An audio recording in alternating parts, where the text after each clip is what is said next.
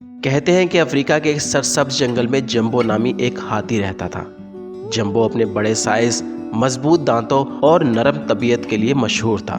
وہ جنگل کے محافظ کے طور پر بھی جانا جاتا تھا، کیونکہ وہ ایک مہربان دل تھا اور اپنے ساتھی جنگل کے باشندوں کی مدد کے لیے ہمیشہ تیار رہتا تھا۔ ایک صبح جب جمبو جنگل میں ٹہل رہا تھا تو اس نے مدد کے لیے ایک ہلکی سی چیخ سنی۔ آواز کے بعد اس نے جانوروں کے ایک گروہ کو ایک پھنسے ہوئے بندر کے بچے کے گرد جمع پایا۔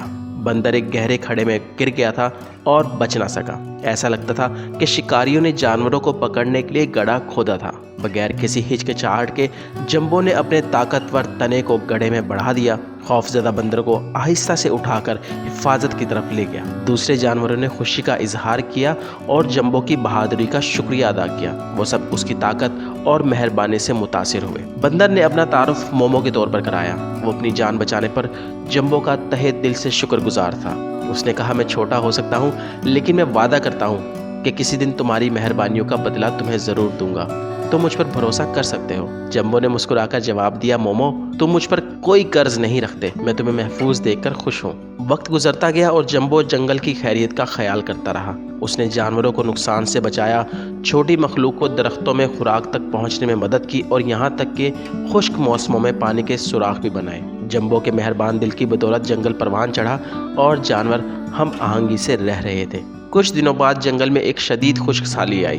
دریا خشک ہو رہے تھے اور جانور پیاس اور بھوک سے تڑپ رہے تھے۔ مومو جو ایک پھرتیلا اور چالاک بندر بن گیا تھا، جمبو سے اپنا وعدہ یاد آیا۔ اس نے فیصلہ کیا کہ اب اس کا قرض چکانے کا وقت آ گیا ہے۔ مومو کو جنگل کی گہرائی میں چھپے ایک خفیہ نخلستان کے بارے میں معلوم تھا، ایک ایسی جگہ جہاں پانی اب بھی بہتا ہے۔ اس کا خیال تھا کہ اگر وہ جانوروں کو اس نخلستان کی طرف لے جا سکے تو یہ انہیں خشک سالی سے بچا لے گا۔ اپنے دل میں عزم کے ساتھ مومو خشک زمین کے ذریعے سفر پر روانہ ہوا۔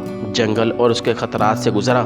کئی دنوں کی انتھک تلاش کے بعد مومو کو آخرکار چھپا ہوا نخلستان مل گیا۔ یہ ایک خوبصورت نظارہ تھا جس میں سرسبز و شاداب، کرسٹل صاف پانی اور کھانے کی کثرت تھی۔ وہ اپنے ساتھی جانوروں کو خوشخبری سناتے ہوئے جتنی تیزی سے ہو سکتا تھا واپس جنگل میں چلا گیا۔ جانور بہت خوش ہوئے اور مومو کی کوششوں پر ان کے شکر گزار تھے۔ وہ سب اس کے پیچھے نخلستان میں چلے گئے، جہاں انہوں نے پیا، کھایا اور اپنے نئے پائے جانے والے جنت میں لطف اندوز ہوئے۔ جنگل ایک بار پھر زندگی سے بھر گیا۔ مومو کی بہادری اور بے لوثی کی بات دور دور تک پھیلی اور بالآخر جمبو کے کانوں تک بھی پہنچ گئی۔ جب جمبو نے مومو کے بہادرانہ سفر اور اس نخلستان کے بارے میں سنا جو اس نے دریافت کیا تھا تو وہ بہت متاثر ہوا۔ اس نے محسوس کیا کہ مومو نے واقعی اس کی مہربانی کا بدلہ دولت سے نہیں بلکہ ایک بے لوث عمل سے ادا کیا ہے جس نے پورے جنگل کو بچا لیا۔ جمبو اور مومو نخلستان میں دوبارہ مل گئے۔ جمبو نے کہا، مومو تم نے نہ صرف جنگل بلکہ میرے دل کو بھی بچایا ہے۔ تمہاری ہمت اور عزم نے مجھے فخر دیا ہے۔ تم ایک حقیقی ہیرو ہو۔ مومو نے جواب دیا، جمبو آپ حقیقی ہیرو ہیں۔ آپ کی مہربانی اور تحفظ نے مجھے بہادر اور بے لوث بننے کی ترغیب دی۔ میں نے بہترین سے سیکھا۔ جانوروں نے نخلستان میں ایک ساتھ جشن منایا، ایک دوسرے کی مدد کرنے کی اہمیت کو تسلیم کرتے ہوئے، چاہے وہ کتنا ہی بڑا یا چھوٹا ہو۔ شکر گزاری کی طاقت اور مہربانی کا اثر دلایا۔ اس چھوٹی سی کہانی کا سبق یہ ہے کہ احسان اور بہادری کے کام انتہائی غیر متوقع ذرائع سے آ سکتے ہیں۔ یہ ہمیں یاد دلاتا ہے کہ ہم سب میں فرق کرنے کی صلاحیت ہے، اور یہ کہ شکر گزاری کا قرض ادا کرنے کے لیے ہمیشہ مادی املاک کی ضرورت نہیں ہوتی بلکہ احسان کے بے لوث کاموں کی ضرورت ہوتی ہے۔ امید کرتا ہوں مومو اور جمبو سے جڑی یہ چھوٹی سی کہانی آپ لوگوں کو ضرور پسند آئی ہوگی۔ اپنی قیمتی رائے سے ضرور آگاہ کیجیے گا۔ اپنا بہت سارا خیال رکھیے۔ چینل کو سبسکرائب نہیں کیا تو سبسکرائب کر لیں۔ اگلی ویڈیو تک کے لیے اللہ حافظ۔